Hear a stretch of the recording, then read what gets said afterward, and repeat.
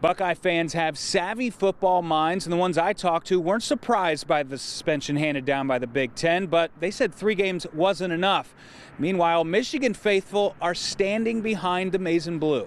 I mean, you cheat, you're gonna pay the price, but I think it's kind of low given the circumstances. I think this goes above and beyond what the Astros did, what Belichick did.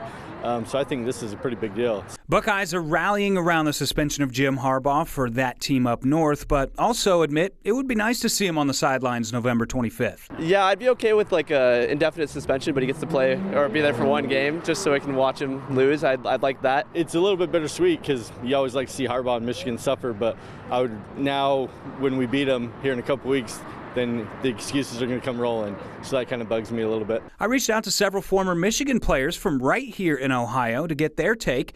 Former Wolverine tight end from Ohio, Kevin Koger, texted me and said, Michigan versus everybody. That's about all I have. And then I talked to Bishop Hartley grad and Michigan alum David Russell Key. If it was such a heinous act that it causes you to hand down a suspension while the Michigan team is on an airplane on a holiday when they don't have an opportunity to respond to it, there should be some hard evidence pointing to why this is happening. But Buckeyes think there's surely more to come from the NCAA. they'll take their time. They'll make sure they have all the evidence, which I agree with. I respect that. These 2 OSU seniors are going up north for the game in just over 2 weeks. They're confident because of the top 5 defense.